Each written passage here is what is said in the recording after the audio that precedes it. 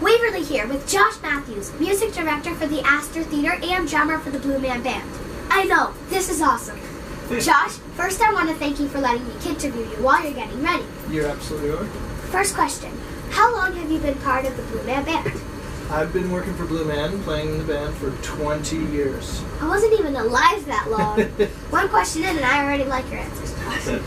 So what does it take to be a member of the Blue Man Band? Well, you have to know how to play an instrument. You have to, obviously, you have to audition to play an instrument. You have to be very open to trying different approaches to music, because it's not like your normal guitar playing or drumming. It's very, because it's a theater and because we're playing along to the Blue Man, we are, trying to help them tell their story, because the Blue Man, as you know, they don't speak. So the music that we play and the music that they play becomes their language. Okay. So, do you have stand-ins for when a member of the band is absent? We do. I do 6 to 8 shows a week. Did I get pain on you? I'm sorry. No. So I do 6 to 8 shows a week, but we as a theater, we do about 12 shows a week. So I have part-time drummers and part-time string players that we call subs that learn the show, and then we teach them the show, and then they're in the schedule as well. Whoops. I've done some research, and it seems like being in the Blue Man Band goes way beyond just playing an instrument. What would you say is the real job of a Blue Man Band member? Wow. Well, that's a great question. I mean, there's so many different answers, but basically, it's to give a little bit of yourself to every performance. So it's not like you're just coming in and playing a song and playing along to it, a pretty song and someone singing or anything like that. No, you're actually helping the Blue Man script their journey and their story. So that's what makes it a little different. So is it sometimes difficult to be a member of the Blue Man Band, or is it always awesome? I have to say, it is always awesome. I mean, I wish I could find something wrong with it. I mean, just being, I've had a very lucky career here at Blue Man. I've traveled on tours with Blue Man Group all around this country. I lived in London, England for a year, did the show in Germany and then Toronto. So it's given me so many great opportunities to, grow as a musician and as a person. So, I've heard you mention that you guys kind of speak for the Blue Man Group. So, yes. How do you guys do that? Is it difficult or anything?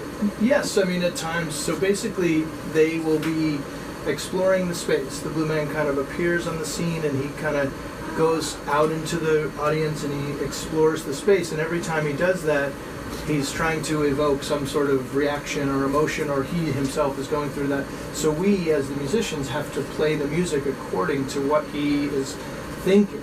So in other words, he has sort of an internal dialogue, which means that we also, in the music, have to have some sort of internal dialogue. Meaning, if he's feeling excited, then the music has to sound exciting. Or if he's feeling nervous and cautious, then the music has to be that way. I just think cool. So, just real quick, should I start painting my face? Sure. Yeah, because this is what I would be doing right now if we were getting ready. So sure. Yeah. that means I would turn like this. Is that okay? Is that still a good camera? Okay, so I'm going to use my brush here and use some water and just start painting. Yeah.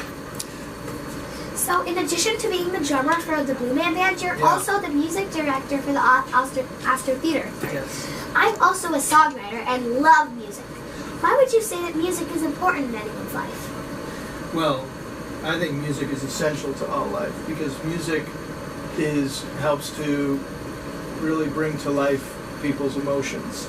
So, if you're feeling happy and you put on a happy song, then music just emphasizes your happiness and brings your happiness to life. Whereas if you're feeling a little down or a little sad, you can put on a song that might serve to comfort you, which is also a way of just making you feel better. So, I mean, ultimately, all music is emotional and I think designed to make people feel better. Okay. So, what 3 adjectives would you use to describe what it's like to be in the Blue Man Band? That is a great question. Well, the first one is the easy one. It's so much fun. So it's extremely fun. I would also say it's very challenging but we can talk about that, but that's another word I would use to describe it. But the most important word I would use to describe being a musician in the Blue Man Group Band is transformative. That's the way I would describe it. Oh, Do you want me to elaborate? yes, please. Well, as I said before, being in the Blue Man Group Band, it's not like a normal musical gig where you just show up and play the song or accompany a singer or something like that. You have to be involved in what's happening on the stage very, very intimately, so you have to put yourself into it.